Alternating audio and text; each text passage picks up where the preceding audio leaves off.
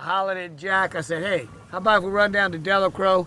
I said, I know it's windy, but, you know, we just want to make a trip. All the spillways have been opened up. Jack, that's not going to affect y'all down here. Not yet. No, we hope not. We think we're going to be in that little pocket, same kind of scenario as the oil last year. All right, so it's game on. Welcome to Chef KD's Outdoors and More, Sweetwater Marina, Captain Jack. We on our way. Y'all stay tuned. We'll be right back. All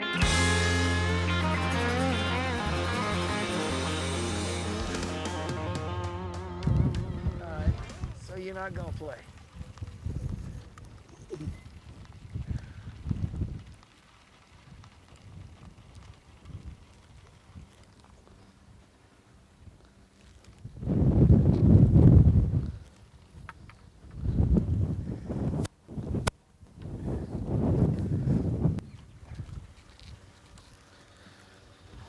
They only want live bait.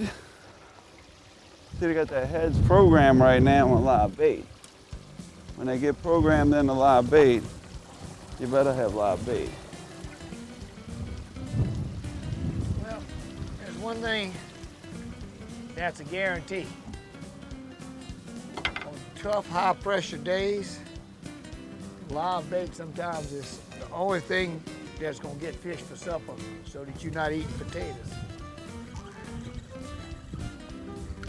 Oh no! A little guy. Hey, little guy's gotta eat too. And he did. Cute little fella. We had some really nice trout. It was funny the other day though, you know, you always say, you know, this time of the year they react to the popping cork. They just wasn't gonna hit it under the cork. You had to just drift it in front of them. A lot of grass out there.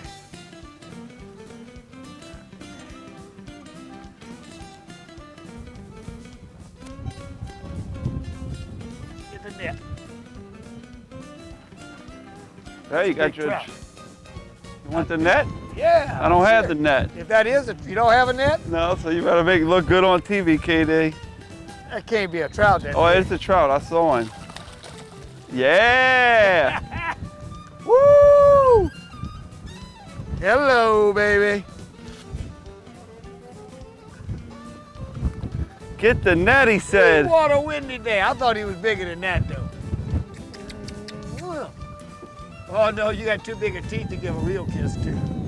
Hey, that's what I'm talking about. Inshore at this time of year, that works. We can just check. Got that good? All right, that'll be my last cast here. What you got? I don't know. Talk to me. Oh, you got a trout. I got a tree route. I got something too. We're gonna have to see what we got. Uh-oh. We got a roll going. I think these are baby trouts. Mine's 12.5 inches long. I don't know about yours. Oh, there he is! That's it. The Told double. you this was the flounder The hole. daily double. Dun, dun, dun, dun. How many shrimp you got in your little belly? One too many. No, no. Up, up, up, up. Yeah, he'd have grown up to be a nice meal.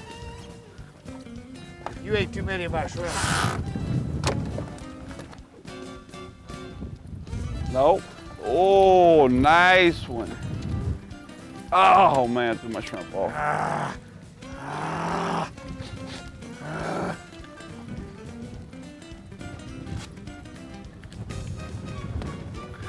We saw them little shrimp jumping. Now we know what make them jump. All right.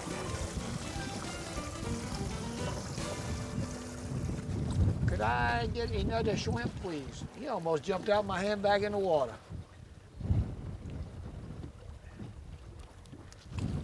I got him. That old just grabbed it, just grabbed it. Thank you for the fish. All right, Jack. There's an award winner.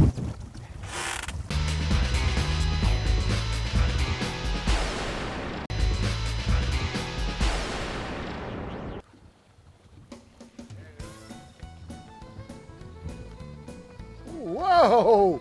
Whoa! What I got, Daddy? pull and drag.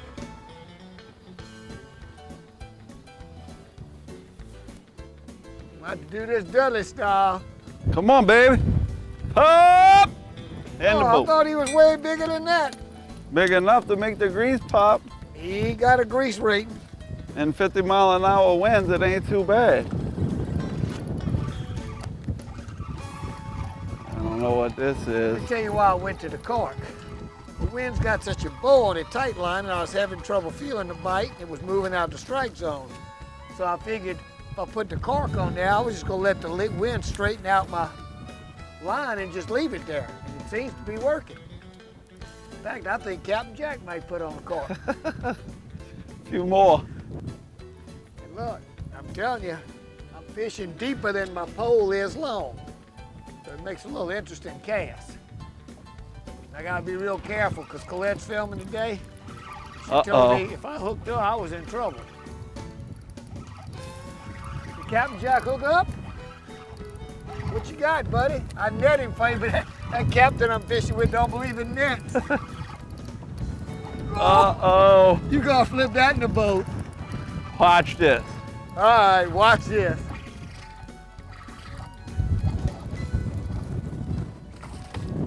Oh, not like that. Like that. Hey.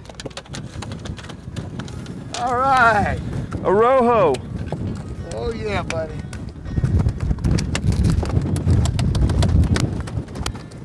That'll make the best of Captain Jack reel there. You ain't kidding, huh?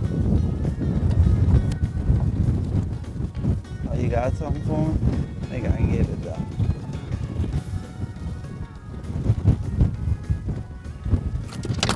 Oh, he didn't like that, did he? No, he don't wanna. Come on. It'll be so painless. I'll be like my dentist. It'll be so fast you won't even know.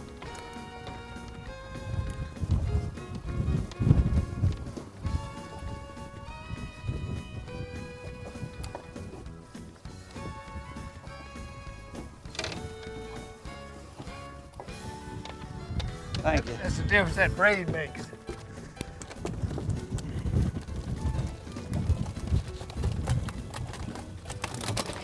He's still swimming. Yeah. Life's getting ready to go downhill for him. I came from Sweetwater on a windy, windy day. If it were to be so windy, I would have more friends wanting to cooperate.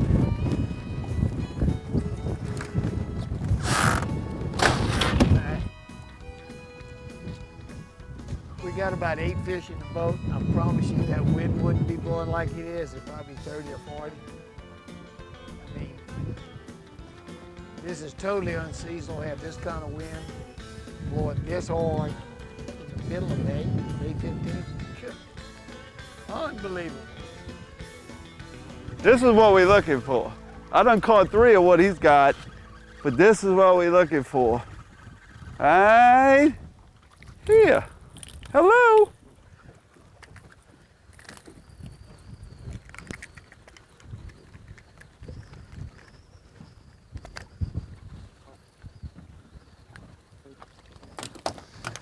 Oh, come here, little dude.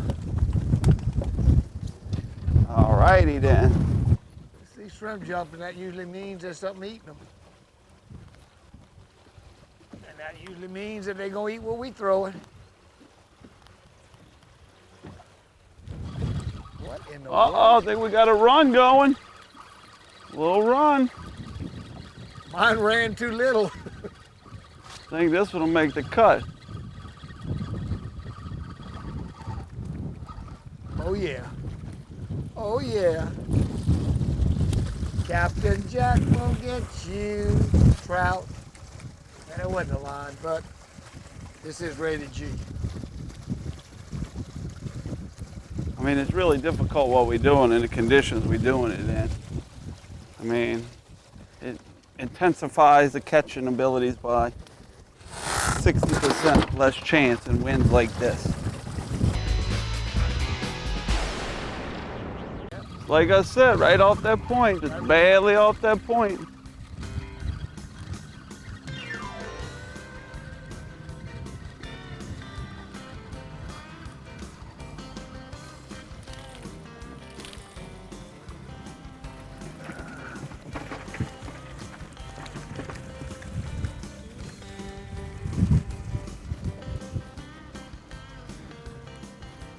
show everybody this hook I'm using right here. For one, they work good, as you can see, getting it's a kale hook, a number 2 kale. And it's the color of the shrimp. It's not silver and it's not red. It blends in perfect with those shrimp. Not that it makes a difference in this muddy water today. Oh, Boy, he's pretty. He don't want to come see Captain Jack. Think you heard about that Chef KD's fish fry? yeah. Look at him, boy. He's scared of that KD fish fry. A black trout.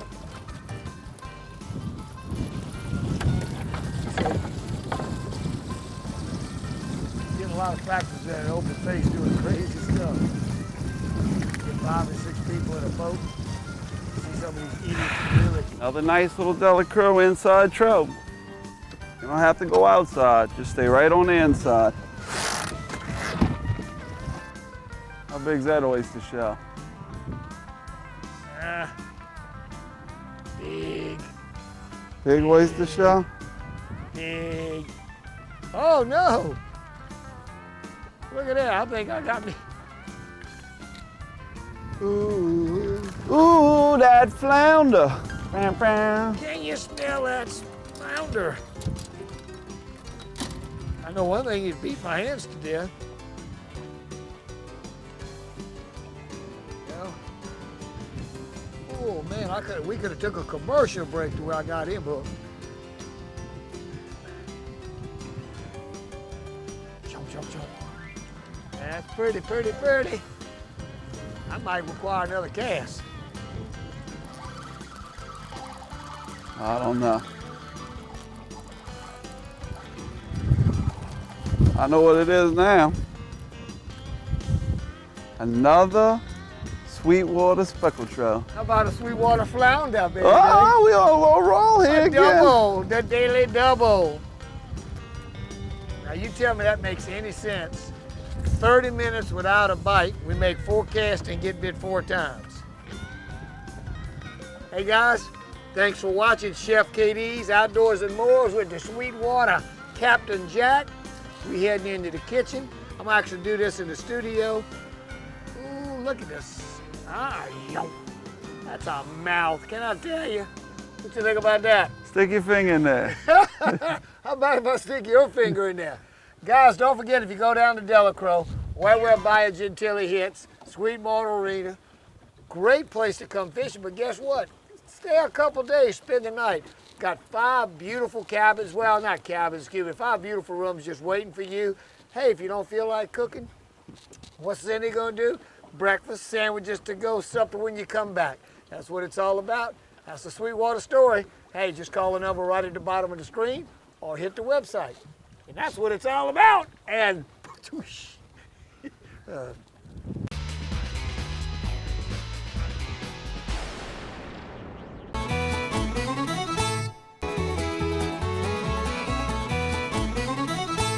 guys, I feel like I ought to have a 40-mile-an-hour fan blowing in my face just to make me feel like I was on the water.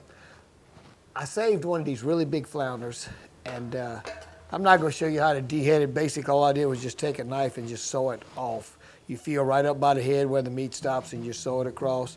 Then you take and clean out the rib cage. What I am going to do is show you how to fillet it and still keep the integrity of a whole flounder. So let's get real tight here and I'm going to show you. You see the rib cage is right here, right there. The spine, right there. You see the spine? There's a line right down the back of the flounder, and it kind of makes a little zigzag, and it is dead center, the center of the spine. I'm gonna draw a line with my knife from the center of that spine to the center of that tail. And by drawing that line, I mean, I've scaled the flounder already. And I ought to go show you the trick on scaling a flounder because we actually do it with a hose pipe. You see there? I'm just gonna draw it all the way down. All right. Now I can feel that bone right there. Now what I'm gonna do is take this knife and I'm gonna get underneath and just get my fillet coming. See, I got it right there, it's coming out. Now what I'm gonna do is I'm gonna cut down on the edge of that bone and I'm gonna push that knife. All right, that's side 1, or 1/2 of side 1. Now why am I doing it this way? Well, a flounder has a real thick rib cage. And what'll happen if I don't do that, if I just fillet it like I normally do a fish, I'm gonna lose a bunch of meat. All right, and I'm gonna do the same thing right here. I take that knife, and first thing is I come right alongside that spine, and I cut in and I cut down. Then I come across that little spot I just made, you saw it right there. Then I draw that knife all the way across.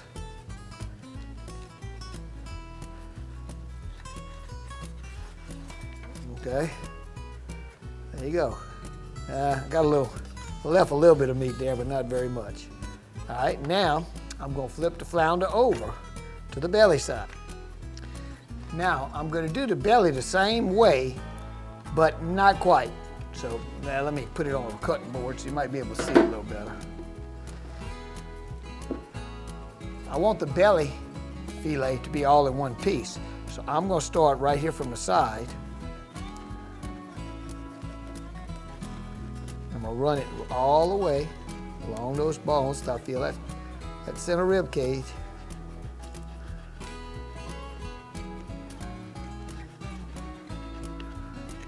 Okay, I'm gonna come over that center bone right here, go back down. Now this is very careful. Don't attempt this if you're really not good with a knife. All right, see how I'm working along that rib cage? All right, I'm gonna come over that rib cage. And just like before, I'm gonna come out by that fin line. Oop. See there? See that knife right there? I got my hand where if it slips, it can't get me. Now what I'm gonna do is I'm gonna take this knife and I'm just gonna walk it all the way to the end. I'm gonna pull that back. I'm gonna take my knife. And I'm telling you, if you look at this, you can read a newspaper through it other than that little bit of meat I left there. But can you imagine how much meat you'd lose? All right, let's tuck that underneath it. There's still one more thing we have to do to get the flounder ready. You know, I'm always talking about getting the fin lines off. Now what I'm gonna do, you see, here's the meat, here's the little fin lines. That's where the fins were. I'm gonna actually draw my knife back along that line and cut that off. I'm gonna like the way it tastes. It's gonna have the fishy taste anytime you clean fish. All right, you got a cat at home? Cats love it. I'll be doing the meow meow for you. Turn it around this way. See, there's the fin right there. You can see it real good. It'll pull right off, but I'm cutting the skin.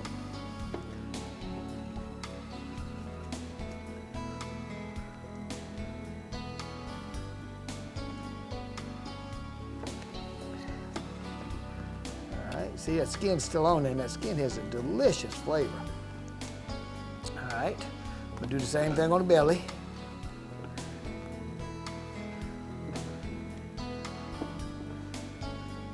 Now, I'm gonna check for bones on here. See, there's a little bone right there. When I filleted it, left a little bone. And I'm gonna trim this side. Okay. Make my knife getting dull. Now, what I've got is a complete, ready to stuff flounder. Because what I'm gonna do now is I'll pull it back, I'm gonna make my stuffing, I'm gonna fill it in right here. Just fill that stuffing in. I'm gonna put that piece of meat like that, put that little piece of meat like that and fill it up with stuffing. Now what I'm doing right now is I'm checking, see I got a few bones right there. You always feel the fillets with your fingers. I noticed the other day that I filleted some. Every fish has a little bit different bone structure. The only way you can make sure you got the bones out is just reach out in there and feel them. See, there's a few little bones right there. That was on the bottom of the belly. None.